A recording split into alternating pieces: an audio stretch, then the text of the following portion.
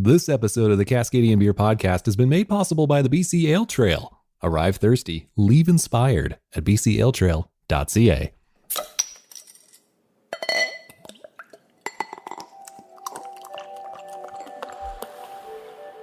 When you can combine two of your favorite things, the results can be radical. Like snow sports and beer.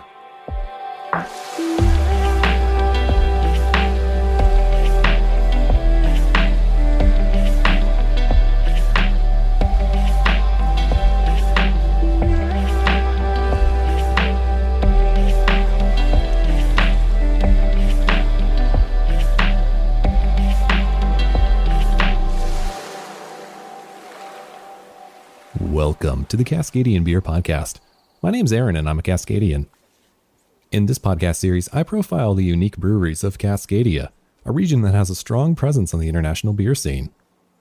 If you've been enjoying this series, or if this is your first time here, be sure you're subscribed on your favorite podcast app. You'll never miss an episode, and it doesn't cost you anything to subscribe, and it helps support this podcast series. Last summer, I was lucky to explore the northern part of our province along Highway 16. I spent some time in Smithers, BC, a place that has seen rapid change in recent years.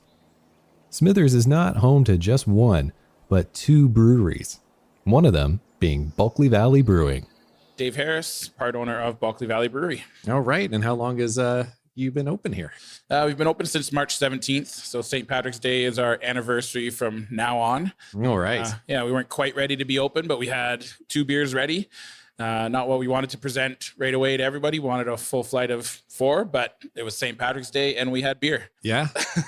And you had friends. That's right. Yeah. We had lots of friends that day. All right.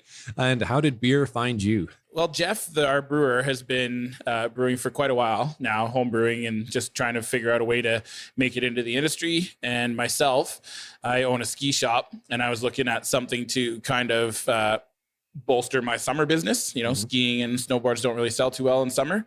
So I was just talking to a friend and they said, I was looking at buying a bike shop in town and they said that I could start a microbrewery for less. And I have always loved beer and craft beer. And then Jeff and I started talking about it and thought we could make a go of it. All right. So yeah. How long ago was this idea? Jeff and I really started brainstorming 2.5-3 years ago and kind of really focusing on it and trying to make it happen. You're 2-3 years into planning. Yeah. Well, how did you find this space and what were the challenges with this space to get it up and running? This space was my ski shop originally. In Smithers, I'm relatively new here. I've been here for 7 years. I'm not an original. Right. And I found that everybody was looking for a place to hang out after skiing and after, mountain biking. And we didn't have that. We had like restaurants and stuff like that, but no real hangout. Yeah. So I just kind of made it known in my ski shop that you could come in and open beers after 4:00 and, we'll just drink and hang out. Yeah. And people did that. And on Fridays and Saturday nights, people were hanging out, like 30 people in the store until midnight. Wow. So I was like, we might be onto something here. Right. We might have a niche. So yeah, I figured that's how to start the brewery. And we chose this space because there was kind of a race in Smithers. There was about 4 breweries trying to start up at the same time. Yep. And so having a building and owning a building kind of gave us the go ahead, and that made us the first one. There. So yeah. There you go. So are you completely done with the skis and the snowboards? No, not yet. We'll see what happens. The dream was to have it all under one roof, skis and snowboards and brewing under one roof. And, you could have a few drinks and go look at skis and, do whatever you like. Yep. But the space just isn't big enough for that. So we'll see what happens down the road. Yeah. And speaking about the size of the space, this is a nice little compact brew house that you have set up. What is it and what's the size of it? So this is a psycho-brew system, and it is a 5-barrel system we got from Michigan, and fits all of our needs. I mean, we have to work a little bit harder to, get as many brews out as some other breweries, but it's just sweat equity that we're putting into it. Yeah. So, yeah. All right. And then how many fermentation tanks and we've got 3 fermentation tanks and then 2 bright tanks. Right. And we're hoping to upgrade the bright tanks pretty quickly here. Hopefully by December-ish, we'll hopefully upgrade the bright tanks. All right. And so have you had a problem running out of beer at all? For sure, St. Patrick's Day. Opening day with only 2 available, that put us behind right away. I mean, you did that to yourself. Yeah. So yeah, good problem to have. And now that we've gotten into the swing of things, we have 6 beers on tap, and that's been pretty consistent for the last, I'll say, month. Right? Like the first few months, it was just bad timing and things popping up that we wanted to be a part of, like Lager Sports would ask us to sponsor, a derby or some event, and weddings that we didn't really anticipate for. Yeah. And people don't realize that they should be ordering these things, 3 weeks to a month ahead of time. They kind of knock on your door just beforehand and expect it to be there. That we wanted to kind of please everybody, and we were running out here and there, and just timing was off on certain things. So we were running out, but now I think we've got it pretty dialed. I'm in conversation with Bulkley Valley Brewing. Now, this episode's been made possible by the BC Ale Trail. And did you know that they have an app? Yeah, check out the new BC Ale Trail app. It's a great tool to help you explore the BC Ale Trail with information on all the breweries. Plus, you can collect points simply by visiting the brewery, and you can redeem those points for rewards. The BC Ale Trail app is available free for download in the iTunes Store and Google Play. Check it out today.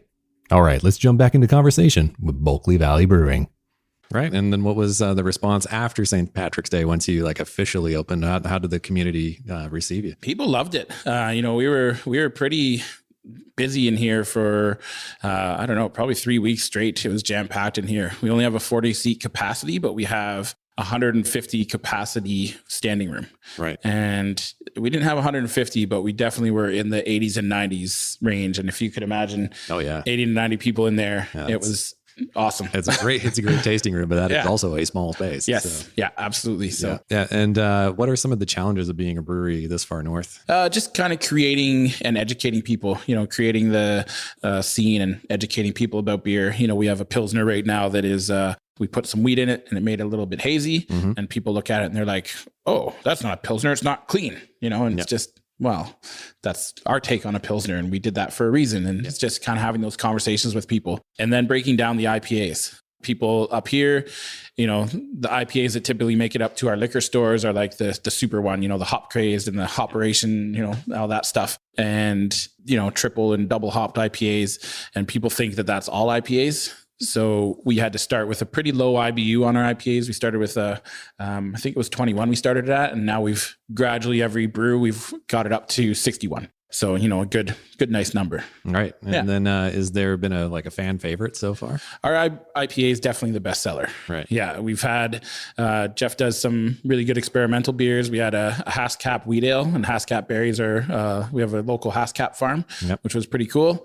And that went really well. We had a Penetralia pale ale, which was super nice. And then we had a whiskey sour. So it was a sour brewed with whiskey chips, and that was awesome.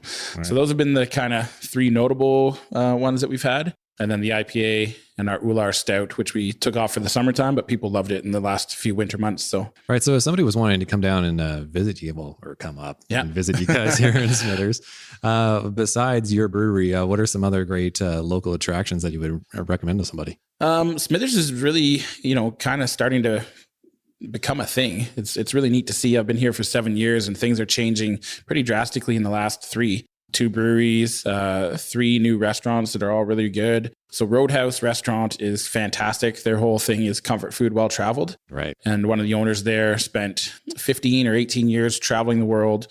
She's a published photographer in National Geographic, and she learned how to cook comfort foods from a bunch of other countries. So we have that in Smithers now, which is super cool. And they have a great martini bar kind of style, and great scotches and great beers. And then Telly's Grill is a fantastic one, a newer restaurant where he focuses on Mediterranean style stuff. Skiing, fishing, anything outdoorsy, you name it, we're a place to be for it. Our mountain biking is incredible, our kayaking, just everything. If you like doing anything outdoors, we've got it. All right. And if somebody was to come up here and make the visit to your brewery, what would be an experience that you'd like them to walk away with? I want them to feel like they actually experienced Smithers, like they came in and they talked to us, they talked to some of the locals. Our tasting room is small and intimate. And all of our regulars are pretty good at talking to people. You know, they all are very approachable and really nice people, and they have no problem recognizing that you're new to town or from out of town, and they will talk to you. And I think that's really cool. You know, I really love that about the brewery industry. If somebody was wanting to open up a brewery of themselves, what would be some advice that you could give them? Oh, that's a real tough one. I don't feel like I have experienced enough to give too much advice, but just whenever dealing with the liquor board, make sure you have a lot of time. When they say it's going to take a certain time frame, probably double it. You know, it's a little bit busier than what we're used to. And then just make sure you get your name out there pretty quickly. And the harshest thing that we've had to deal with as far as a brewery goes, just a healthy lifestyle. A lot of people live a healthy lifestyle in this town, and they assume that beer is not part of that healthy lifestyle. So just counteracting that and making sure you're involved in, you know, sponsoring some of the marathons or bike races, or, you know, showing off some of those athletes who are, you know, doing some fun things and still drink beer. All right. Yeah. And then the name of your brewery? Yes. Where does it come from? Where does it originate? So Smithers is in the Bulkley Valley. Our brewery is named Bulkley Valley Brewery. Why we wanted to name it that is because the Bulkley Valley encompasses a larger area than Smithers. And we wanted to make sure that everybody up here felt like it was their brewery. You know, we are a community. We're all up north, and it's all part of the same thing. And the Bulkley Valley is pretty renowned as far as for tourism, and as far as people coming for mountains and oceans, not oceans, but river fishing and all the lakes we have. And it's pretty renowned for its beauty and has a good presence. So just getting that as a name was pretty huge for us. Right. Yeah. Is there any plans for you to package and ship your beer off, or are you just going to focus on tasting room stuff? I think we will package some stuff, but not go to real distribution. We'll go to canning. So someone like you who's visiting can take a few cans down to his friends, or, you know, so stuff like that kind of distribution, not necessarily going through the liquor board and doing the big distribution. Maybe down the road for that one, 5 years or something, you know, because we want to make sure that our product is really good and has a good name behind it before we start getting it out to the worldwide market. All right. Yeah. Well, thank you so much for your time. Awesome. Thanks, Aaron. Appreciate it. Big thank you to Dave for his time. Really appreciate it.